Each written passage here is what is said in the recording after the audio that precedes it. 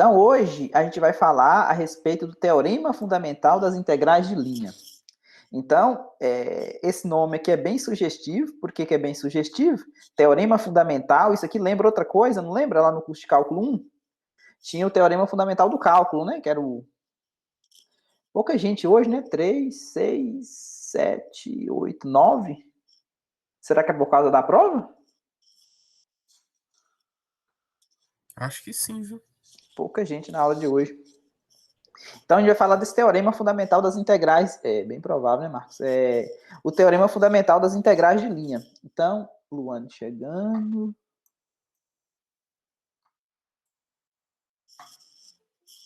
Diogo também.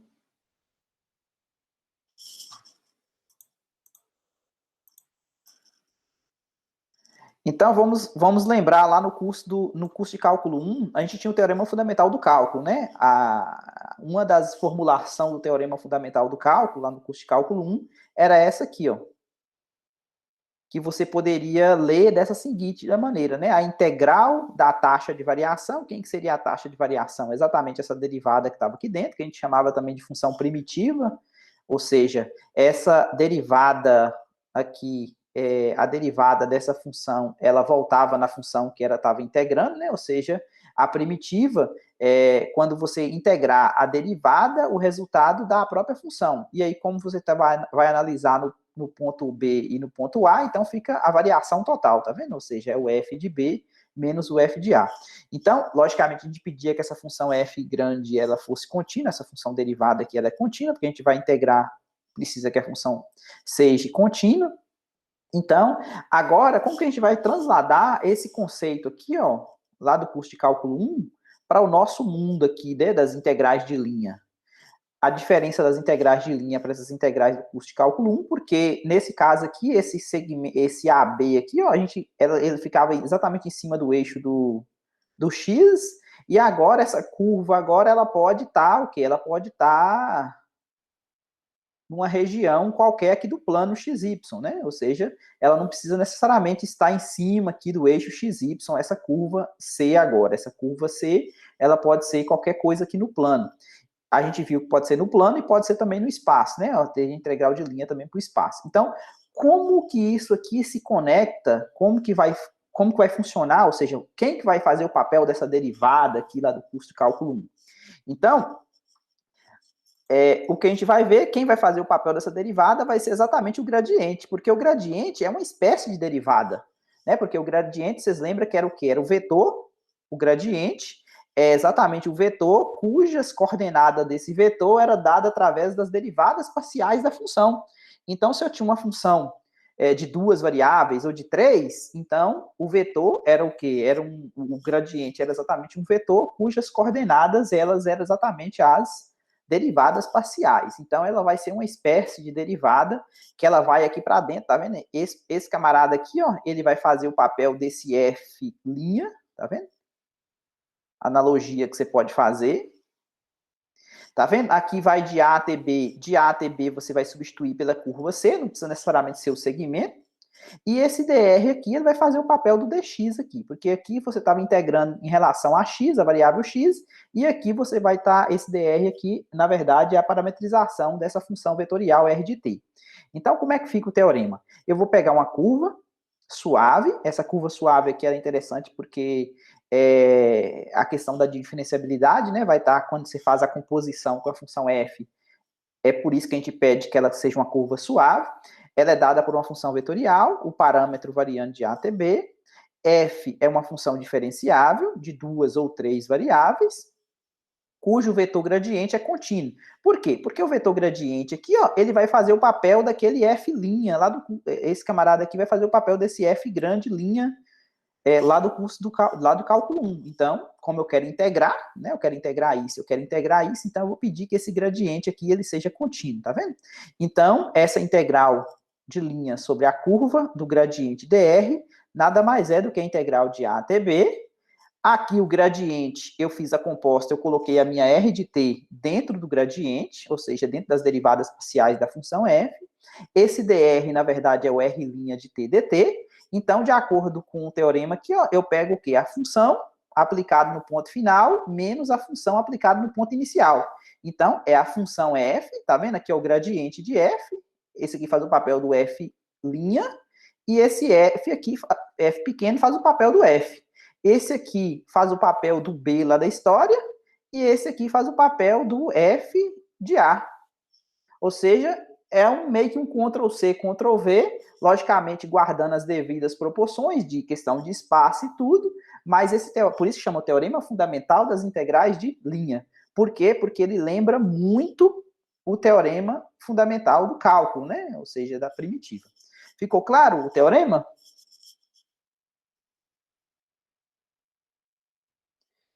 Beleza. Yuri, Marcos. A demonstração eu coloquei aqui porque ela é bem curtinha, ou seja, não, é fácil de entender, ela é tranquila de a gente ver a demonstração, porque, na verdade, o que eu vou fazer aqui é simplesmente aplicar a definição. Ó. O que eu fiz aqui? Eu peguei a integral do gradiente dr, daqui para cá eu não fiz nada, só escrevi o teorema. Só que o que esse produto interno aqui quer dizer?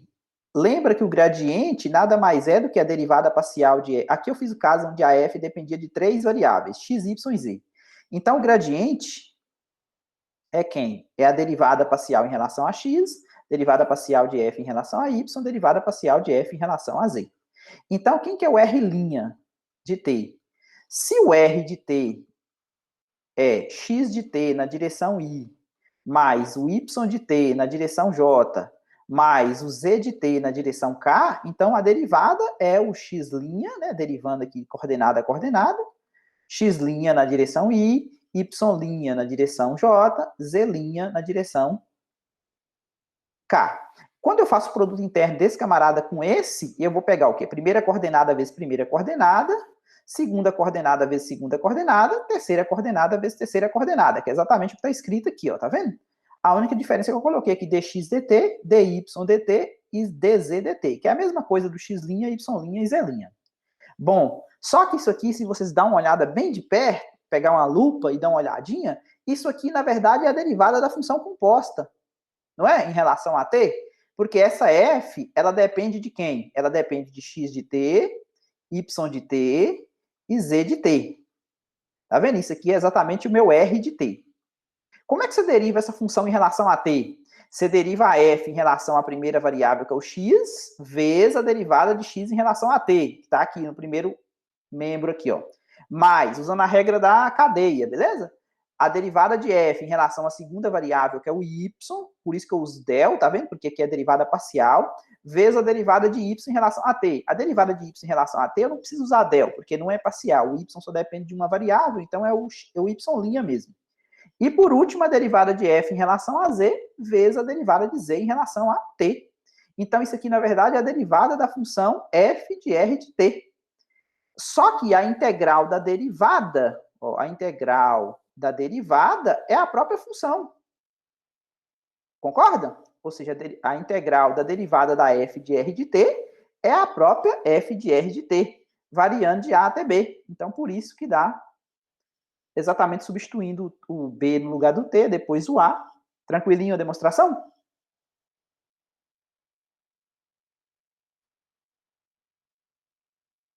Beleza, então. Só o Yuri, o restante tá bom, hein, gente? Marcos também. Deu para acompanhar direitinho? Tiago, sim, sim. Se tiver alguma dúvida, pergunta. Denivaldo também, sim. Ok, então. Bom, agora vamos para uma observação aqui a respeito desse teorema. Ele é interessante porque ele vai economizar a gente um monte de contas. Por quê? Porque esse teorema, ele pode... o que ele fala, né? Na verdade, só vai depender dos pontos iniciais e finais. Porque uma das maiores dificuldades de resolver integral de linha é parametrizar o caminho, não é? Qual que é a parametrização para o caminho? Então, dependendo, se não for circunferência, se não for segmento de reta, tem hora que não é tão fácil você parametrizar um caminho. Mas aqui o teorema vai falar o seguinte, que você pode avaliar essa integral de linha de um campo vetorial conservativo. Por que conservativo? Porque vocês lembram que lá atrás a gente viu a definição, um campo vetorial conservativo é aquele que existe uma função potencial, f era conservativo se existia uma função f pequena, de forma que o gradiente dessa f pequena dá exatamente o campo f. Então, nesse caso aqui, o campo é conservativo, se existe essa função vetorial. Então, como a gente está calculando a integral desse campo aqui, se ele é conservativo, ele tem uma função potencial, então, a gente acabou de ver aqui no teorema fundamental das integrais de linha que esse camarada aqui, ó, essa última integral aqui, ela só depende do ponto final e do ponto inicial, né? Ou seja, só depende do f, do b aqui e do a, tá vendo? Então, se ele for conservativo, então nós vamos calcular a integral de linha, tá vendo? Esse aqui é o caso R2, esse aqui é o caso R3, simplesmente sabendo o valor de f no ponto final e no ponto inicial, tá vendo? Ou seja, eu não preciso saber quem que é minha R de t para poder parametrizar, calcular o f de R de t, multiplicar pela derivada, ou seja, fazer esses passos aqui todos para poder calcular a integral. Por quê? Porque simplesmente eu vou falar que o resultado desse aqui é o f do ponto final, ou seja, nesse caso aqui no R3 o ponto final é esse, menos o f do ponto, aqui é final, menos o f do inicial. Pronto. Ou seja, eu não preciso saber quem que é essa R aqui, né? A parametrização, que talvez é o mais difícil na história. Ficou claro qual que é o grande ganho quando você tem a integral de linha de um campo vetorial e esse campo vetorial ele é conservativo? Então, se ele for conservativo, é porque existe uma função potencial. Aí você fala assim, tá, você falou que não precisa calcular a parametrização, mas como é que eu encontro a função potencial f pequena, que é o gradiente dela vai dar o campo? Nem tudo são flores, né? Tem outras coisas que a gente precisa também fazer. Mas depois, mais para frente, nessa aula, agora a gente vai ver uma boa dica de descobrir como que a gente acha, como que a gente fala que um campo ele é conservativo, sem necessariamente calcular essa função potencial. Beleza? A gente vai ver na aula de hoje, inclusive, que é o start, né? Que a gente vai fazer para o teorema de Green, na verdade. Então, essa observação, fica claro, que eu quero que vocês fiquem na mente de vocês, é que eu preciso simplesmente saber o ponto final e o ponto inicial. Se o campo for conservativo, eu calculo a integral de linha dessa maneira, tá vendo? Simplesmente fazendo isso aqui, sem passar por parametrização. Tranquilo?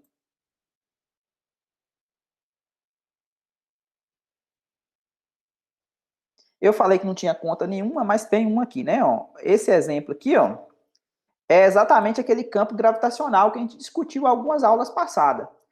Se você pegar um campo aqui no R3, ó, determine o trabalho realizado pelo campo gravitacional. Aqui é o campo gravitacional, tá vendo? Ele tem 3 coordenadas, por mais que tá meio que escondido aqui, porque esse X grande aqui, ele tem coordenada X, Y, Z, esse X grande aqui, ó. Então, isso aqui tudo é constante, né? Isso aqui é a norma ou seja, raiz quadrada de x pequeno ao quadrado. O que é a norma do x grande? Isso aqui é ao quadrado, mais isso aqui é ao quadrado, mais isso é ao quadrado. É um número, né?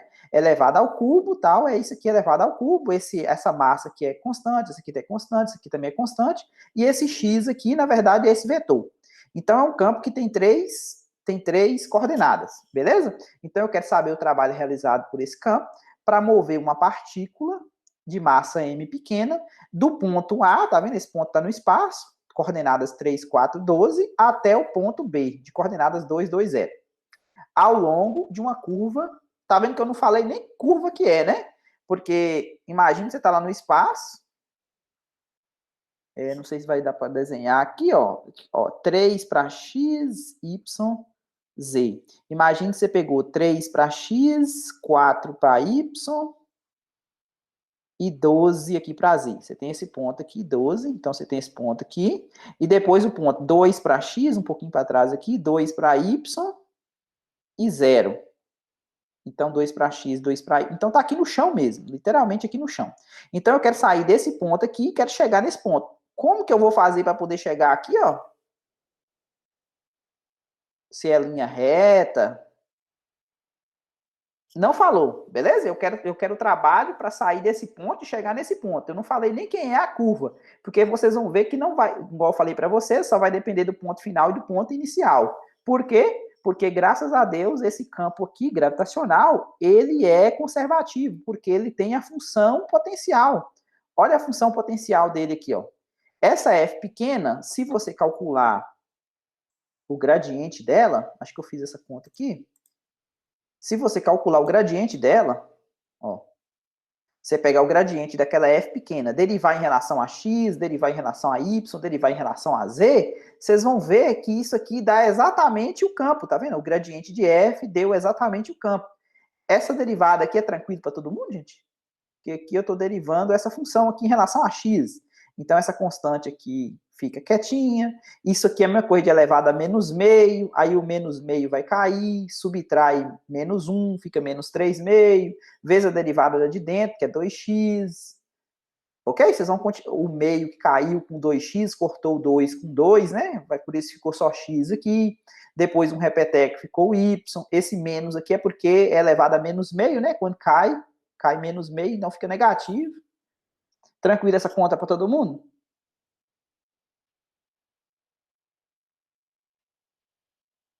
Beleza.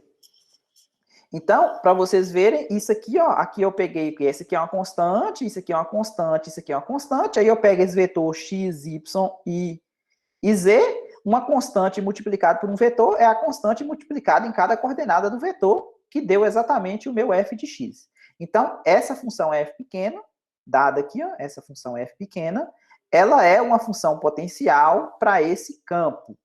Então, se ela é uma... Agora, para calcular o trabalho, essa aqui é a fórmula, tá vendo? O f aqui, ó, eu já troquei o f, como ele é conservativo, eu troquei o f pela função potencial, tá vendo? Aí, de acordo com o teorema, fala que basta eu substituir o ponto final e o ponto inicial, tá vendo? F de B menos F de A. Então, o ponto final era esse, o ponto inicial era esse.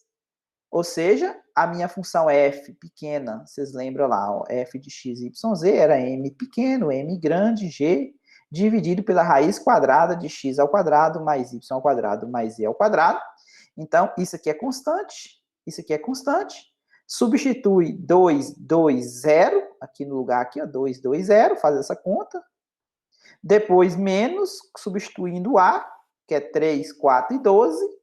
Aí dá esse número aqui. Eu não fiz a conta, né? Mas isso aqui é um número, então esse é o trabalho.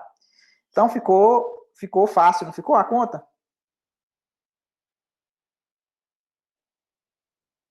Ou não?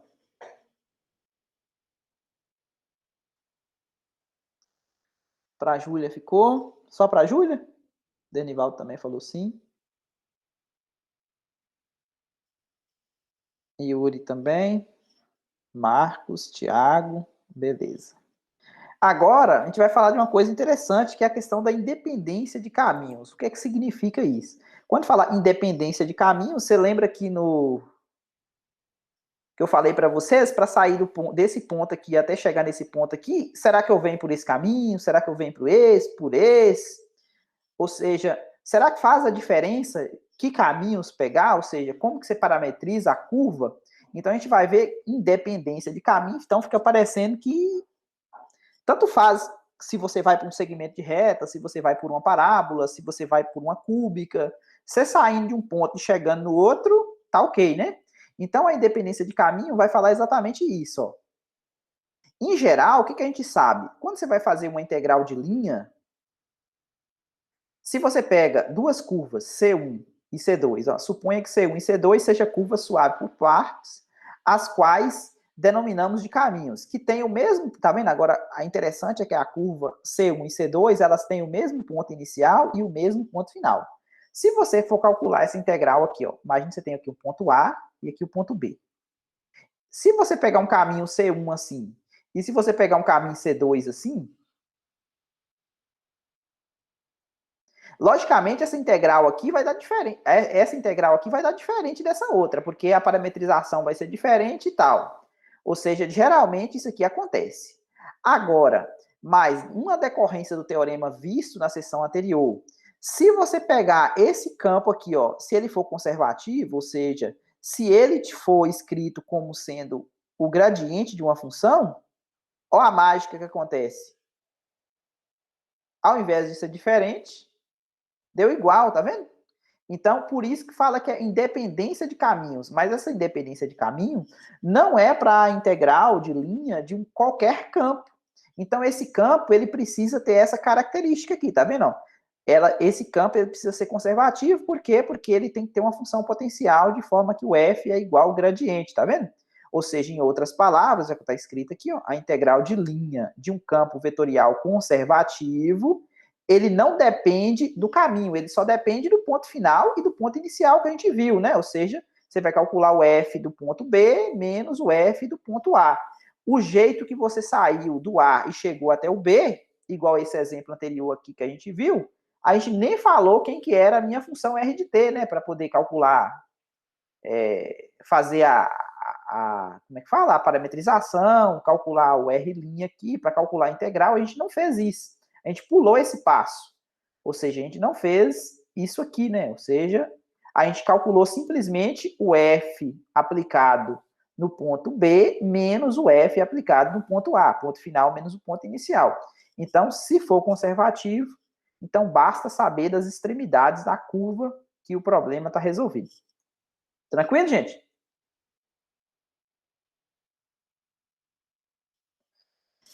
Beleza, então é exatamente o que essa observação está falando aqui, ó. Em geral, se F for um campo conservativo, vetorial contínuo, no domínio D, dizemos que a integral de linha ela é independente de caminho, ou seja, você pode ir por C1 ou por C2, o resultado vai dar sempre igual. Por quê? Porque só vai depender do ponto final e do ponto inicial. Bom, mais alguns conceitos para a gente poder terminar a aula de hoje. A aula de hoje está... A gente já definiu o que seria campus conservativo há umas aulas atrás, e hoje a gente está voltando. Tentar tirar essa linha aqui. É isso. Aqui, ó. Para as quaisquer dois caminhos, desde que os pontos iniciais tenham os mesmos pontos iniciais e finais. Então, por isso que a gente fala que as integrais de linha dos campos conservativos elas são independentes de caminho. Mais uma definição, essa aqui talvez é a mais simples de todas, quer dizer, vai ter uma definição mais simples, que é chamada de curva simples, lá na frente. Essa aqui é curva fechada. Talvez ela não vai ser a mais simples, porque vai ter uma curva simples lá na frente. O nome é exatamente simples, né?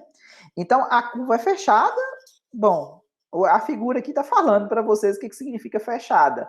Imagine que você pegou o ponto A igual ao ponto B. Ponto inicial, ponto final.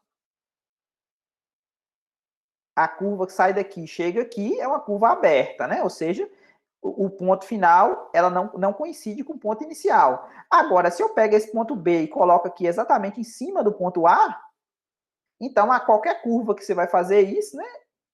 Saiu daqui, chegou aqui, essa curva é chamada de fechada. Ou seja, quando as extremidades elas coincidem. Tranquilo, gente? Conceito bem, como é que fala? Bem simplório, né? Então, olha uma característica importante e interessante desse fato aqui da curva fechada. Porque se você calcular a integral de linha, se essa integral de linha sobre uma curva, ela é independente do caminho no domínio, né, D, e C for uma curva fechada, então se C é uma curva fechada, nós podemos escolher quaisquer dois pontos A e B, né, ou seja, aqui, ó, A e B, de forma que o A seja diferente de B, e pegar essa curva C aqui, ó, como sendo quem? A união da curva de C1, né, ou seja, que vai de A até B, ou seja, você saiu daqui, chegou até aqui, e depois você pegou de B e voltou até A. Concorda que deu uma curva fechada?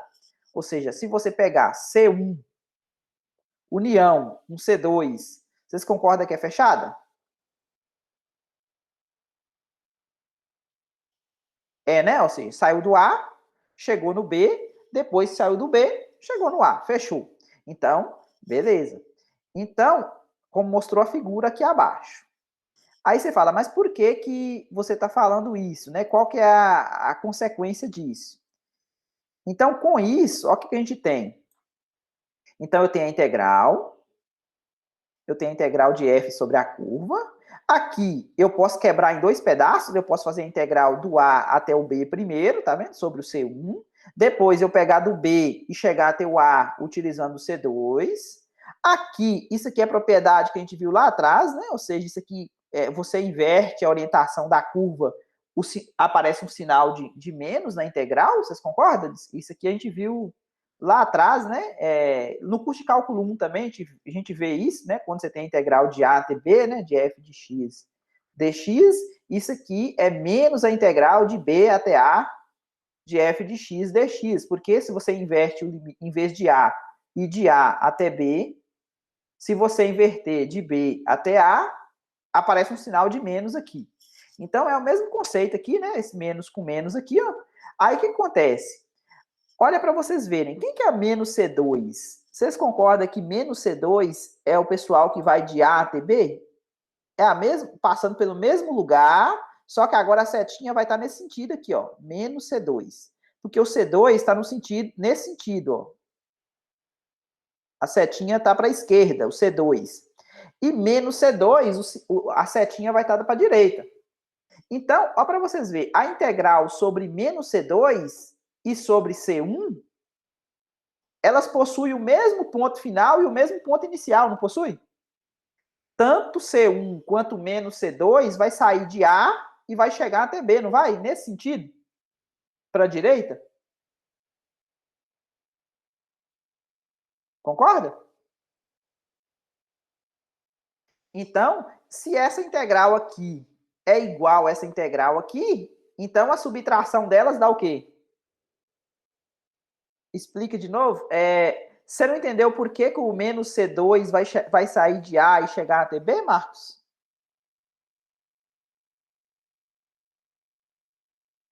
Então, beleza. O menos C2 saiu de A, chegou até B. O C1 também saiu de A, chegou até B. Então, significa que essa integral aqui e essa integral aqui, elas possuem o mesmo ponto final, que é o B, e o mesmo ponto inicial, que é o A.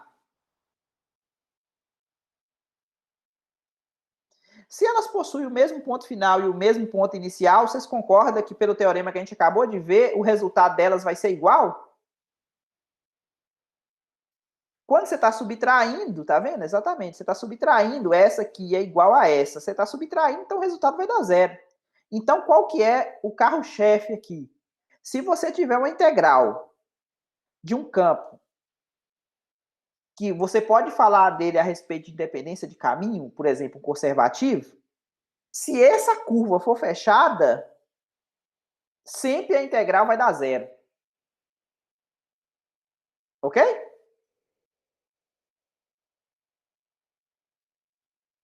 Só repetindo, a integral de um campo sobre uma curva fechada, ok? Tá falando aqui, ó.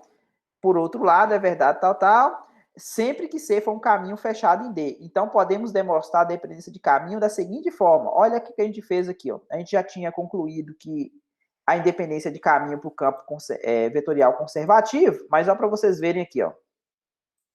Você vai pegar quaisquer dois caminhos, C1 e C2, que liga os pontos A e ponto B. Igual aquela figura que a gente viu lá, né?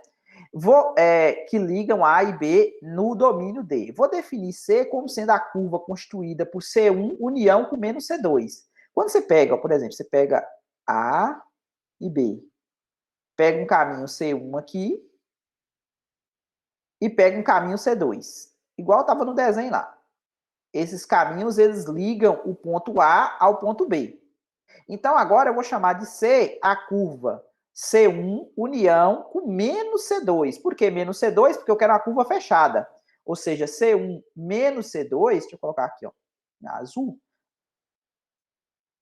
Menos C2, ó, se o C1 sai de A vai até B, menos C2 sai de B vem para A. Então, com certeza, se o C é dessa maneira, então a gente acabou de ver que isso aqui dá zero.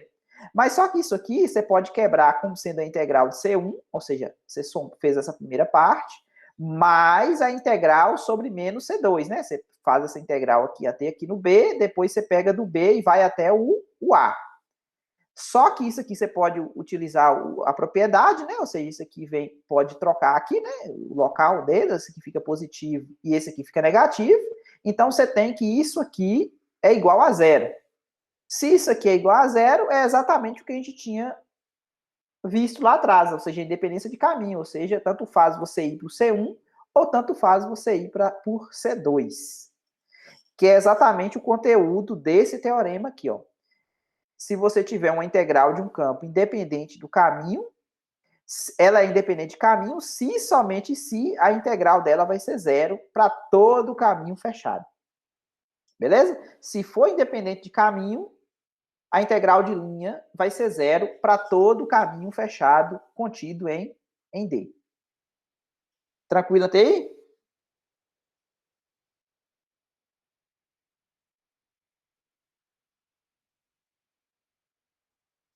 Tranquilo, né?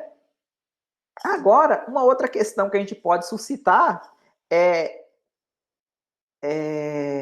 então, a observação aqui está falando mais do mesmo, né? Como sabemos que a integral de linha de qualquer campo vetorial conservativo é independente de caminho, então, se essa integral aqui vai ser zero para qualquer caminho fechado. Então, é um caso particular, porque quando o campo é conservativo, a gente sabe que o f pode ser dado por uma função potencial, o gradiente dela, e, consequentemente, isso aqui vai valer o teorema fundamental da integral de linha e tal, né? Ou seja, vai depender somente do ponto final e do ponto inicial. Então, você vai calcular o final lá, vai ficar f de A menos o f de A. Porque o ponto final aqui, o B, ele é igual a, né? Ou seja, como isso aqui é igual, então o resultado com certeza vai dar zero. Bom, fisicamente, o que significa, né? Significa isso aqui, ó. A interpretação física que o trabalho é realizado por qualquer campo de força conservativo para mover um objeto ao redor de um caminho fechado é nulo. Eu não sou físico, mas o que seria a interpretação para essa coisa, né? Imagina que tem um caminho fechado aqui, ó. Ponto final A, ele coincide com ponto B. Foi e veio, né? Ponto final. Aí o que acontece? Imagine que o campo esteja agindo nessa direção aqui, ó. Acho que aqui não ficou bom o desenho, não. Deixa eu tentar fazer o campo aqui, nesse sentido aqui, ó. Vamos pegar as linhas do campo agindo nesse sentido aqui, ó, paralelas.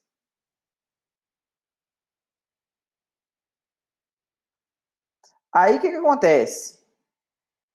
Quando você está indo aqui nesse sentido aqui, ó, você tá a favor do campo. Chegou aqui, quando você chega aqui, você vai ter que remar contra o campo, tá vendo? Então, por que fala que o trabalho é nulo? Tá vendo que você ganha de um lado, você perde do outro. Imagina que o campo esteja... Aqui eu fiz um exemplo bem simplório para poder ser didático, né? Mas o que significa isso? Como o caminho é fechado, o que você ganha, digamos, na ida, você vai perder na volta, porque você vai ter que sair do ponto e voltar para ele, não vai? Então, você vai fazer alguma coisa, vai passear por aí, mas você vai voltar. Então, o fato dele ser zero significa isso. significa isso, ok? A interpretação? Depois vocês podem até confirmar com os professores de física, né? A respeito desse trabalho ser nulo, né? Mas eu acredito que é exatamente por causa da... Quando você tem o campo atuando aqui, né? E aí vai zerar por causa disso. O que você ganha de um jeito, você acaba perdendo da mesma quantidade, né? Na volta, digamos.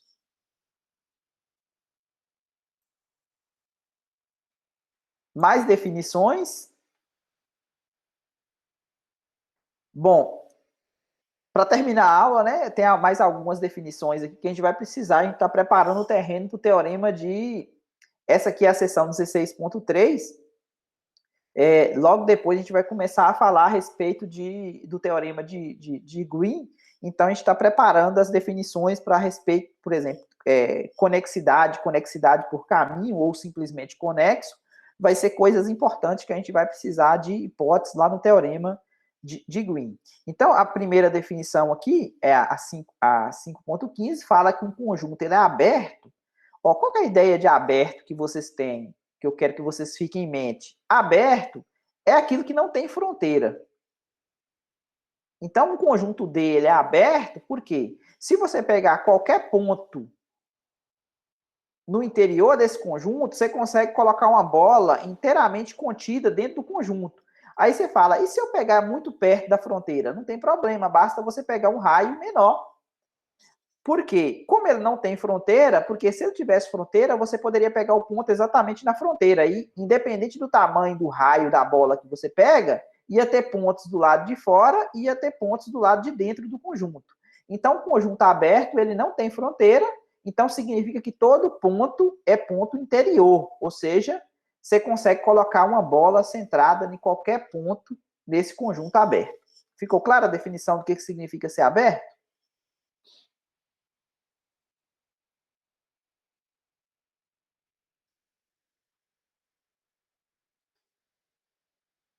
Ficou? Marcos, Yuri, Dernival, beleza. Agora, o que significa ser conexo por caminho? Conexo por caminho significa que você pega um conjunto.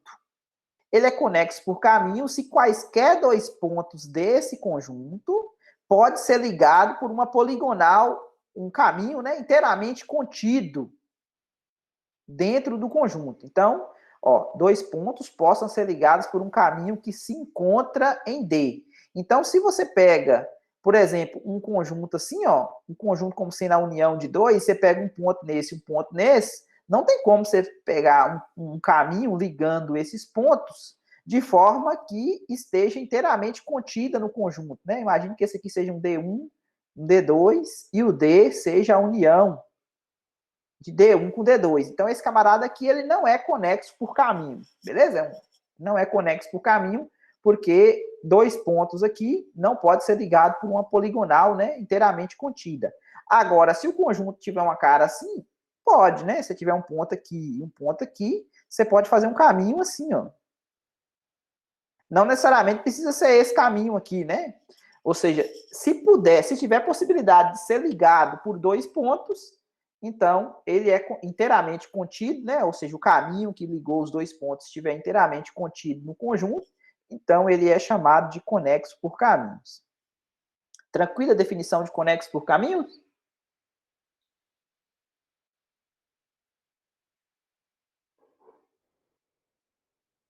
Tranquilo, né? Ah, aqui, ó. O teorema a seguir diz que todos os campos vetoriais independentes do caminho são conservativos. Eu vou enunciar isso aqui para curvas planas, mas na verdade tem a versão espacial para R3 desse teorema. Então, eu vou pedir que F seja um campo vetorial contínuo, numa região aberta, conexa por caminho, ou seja, seria esse conjunto aqui que eu desenhei, né? Ou seja, aberto, não tem fronteira. O D teria essa cara aqui, né? Conexo por caminho, porque quaisquer dois pontos podem ser ligados. Então, esse aqui é meu domínio D, tá vendo? Se a integral desse campo for independente por caminho, ou seja, só depender dos valores iniciais e o valor final, então esse campo ele vai ser conservativo. Ou seja, existe a função potencial pequena f, né? De forma que o gradiente dessa f é o campo. Beleza? Então, esse é o teorema. Se o domínio for dessa maneira e ele for independente de caminho, então significa que ele é conservativo. Aí, que são elas, né? Você pode perguntar o seguinte: como que eu vou identificar que um campo é conservativo sem necessariamente exibir a função potencial? É uma boa pergunta, né? Como é que você vai identificar que um campo é conservativo? Tá, se você calcular a integral sobre um caminho fechado e der zero, ok, né? Mas como que eu faço para poder identificar essa função potencial? Como é que eu falo assim, ó, o campo é conservativo sem necessariamente exibir a função potencial do campo? Bom, aqui eu vou fazer o caso do R2. Suponha que F seja um campo desse jeito aqui, genérico, né? Suponha que ele é conservativo. Então, que propriedade eu devo extrair do fato dele ser conservativo para poder não passar necessariamente por calcular a função potencial? Então, esse P e Q tem derivadas parciais de primeira ordem contínua. Então, se ele é conservativo, então existe uma função, eu não sei quem é, né? Essa F pequena. Inclusive, isso aqui é uma receita de bolo para poder exibir quem que é a função potencial. porque depois a gente pode integrar, né, dos dois lados, né, para poder exibir quem que é a f. Então, existe uma função f pequena de forma que o gradiente de f seja f. Beleza, então, ó, esse aqui é o P. Eu estou falando que o gradiente de f, ou seja, o gradiente de f, nesse caso, é isso aqui. Eu estou falando que isso aqui é igual ao campo. Então, significa que isso aqui é igual a isso e isso aqui é igual a isso. Beleza? Primeira coordenada igual a primeira coordenada, segunda coordenada igual a segunda coordenada. Aí, o que acontece? Como eu sei que essa função aqui vai ser contínua, as derivadas parciais elas são contínuas, e eu sei daquele teorema de Clorant, lembra que as derivadas mistas elas são iguais? Então, o que eu vou fazer? Eu vou pegar essa aqui e vou derivar em relação a y, e vou pegar essa aqui e vou derivar em relação a x. Por quê? A derivada parcial vai ficar as derivadas parciais mistas, né? Porque como elas são iguais, tá vendo? Então, eu vou pegar o P, vou derivar em relação a y. Então, derivei em relação a y. Vou pegar o Q, vou derivar em relação a x, beleza? Em relação a x. Então, eu fiquei com as derivadas parciais mistas, que eu sei que é igual. Então, isso vai demonstrar o seguinte teorema aqui, ó. Se F for um campo dessa natureza, tá vendo? P na direção I, mais Q na direção J, se ele for um campo vetorial conservativo, ou seja, se eu souber que existe a função f pequena, então qual que é a consequência que eu vou ter? O dp dy tem que ser igual ao dq dx. Então, essa relação aqui, a gente vai levar ela até o final do curso, né? Até a aula 24, a gente vai estar falando a respeito dessa relação aqui, ó. Se um campo ele é conservativo, como que você identifica que um campo é conservativo? Se a derivada parcial de P em relação a Y for igual à derivada de Q em relação a X. Agora, aqui a minha hipótese é que o campo ele é conservativo. Aí, se ele for conservativo, com certeza vale isso. Agora, se isso for verdade, a recíproca do teorema, né, ou seja, a volta do teorema, a gente vai ter um pouquinho de cuidado por causa de onde o campo vai estar definido. Tá vendo esse domínio D aqui, ó? Elas são contínuas, um domínio D. Esse camarada aqui ele vai ser importante nesse contexto. Então, a recíproca do teorema, ou seja, se isso aqui for verdade, então o campo vai ser conservativo, só vai valer se a função for, se o domínio for uma região simplesmente conexa. Mas aí você pergunta, mas que diacho é isso, né? O que é simplesmente conexa? Vamos chegar lá, é um conceito bastante simples, mas antes de definir o que é simplesmente conexa, vamos fazer a definição mais simples que existe, né? Que é chamada de curva simples. Então, a curva é simples, eu fiz até um desenho aqui para vocês entenderem.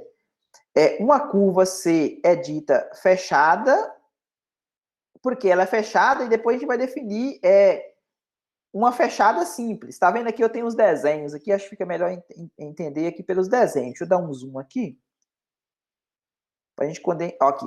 Esse caso aqui, ó, é uma curva simples não fechada, e aqui é uma não simples e não fechada. Por que ela não é fechada? Porque os pontos iniciais não são iguais aos pontos finais.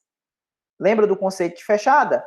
Essas daqui de baixo, elas são fechadas porque em algum lugar aqui vai estar o ponto final e o ponto inicial, elas estão fechadas.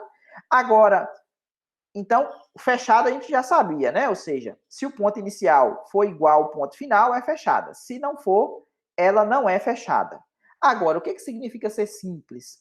Simples é quando ela não se auto-intercepta.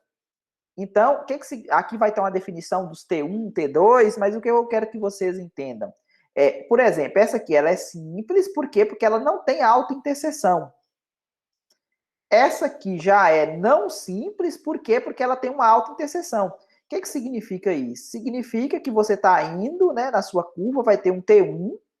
Quando você calculou o R de T1, ó, você começou aqui, né? Tá andando, chegou aqui no T1. Aí você vai ter, foi embora, aí chegou em outro tempo, T2. Coincidiu no mesmo lugar, o R de T1 é igual ao R de T2 para T1 diferente de T2. Então, significa que ela se auto-interceptou em outro momento. Nesse caso aqui, o mesmo jeito, ela é fechada, né? Estava indo, chegou no T1, veio, voltou. Aí vai ter um T2 em outro momento que o R de T1 vai ser igual ao R de T2 para T1 diferente de T2 ou menor do que T2. Se você quiser menor, né? Tipo, passou por esse ponto primeiro, no T1, depois quando voltou no T2. Então, essa aqui é a definição de curvas o quê? De curvas fechadas, simples, é o que está escrito aqui na definição, ó. Uma curva C é dita simples se ela não se auto-intercepta em nenhum ponto entre as extremidades. Ou seja, ela é diferente, nesse caso aqui, ó, é fechada simples, tá vendo? T1 menor do que T2, tal, tal.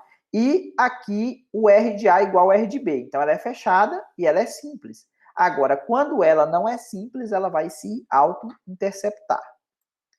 Tranquila definição de curvas... Opa, diminuiu demais. Curvas fechadas simples e abertas, simples e não simples. Tranquilo, né? Mas por que a gente precisa disso? Para poder falar dessa última página aqui, ó.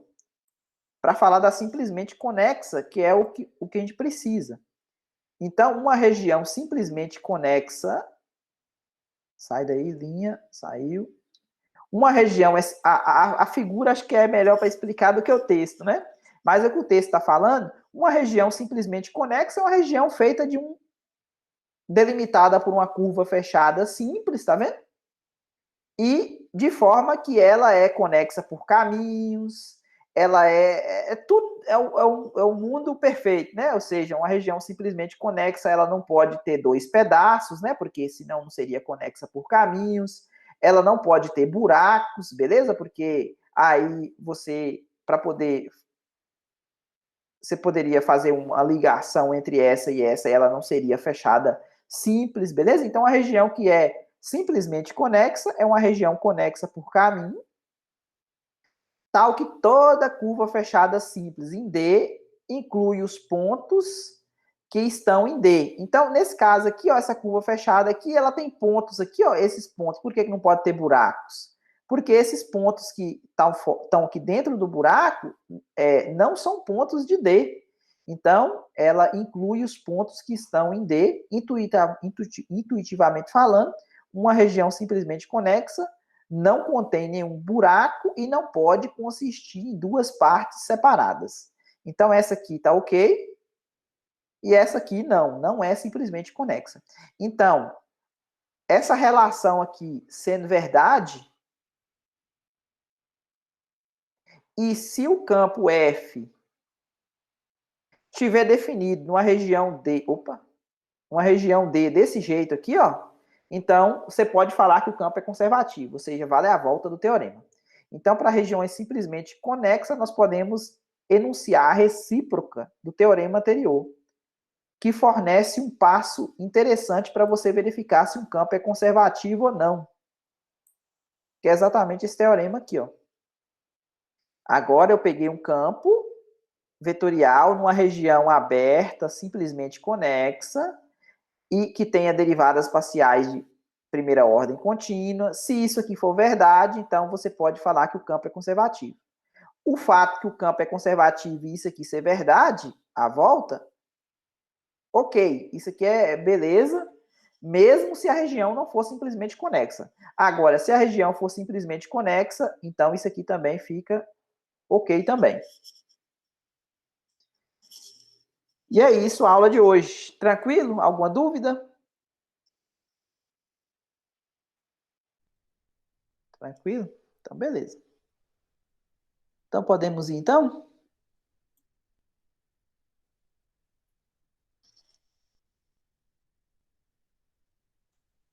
Tchau, tchau. Até Até, provável 3. até 3, né?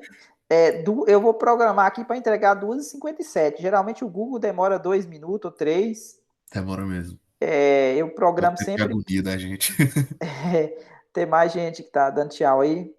Até a tarde, Yuri, Amanda, Tatiele. Aí eu coloco 2h57, mas até 3h01, por exemplo, ele está entregando. Beleza, então. Fiquem com Deus.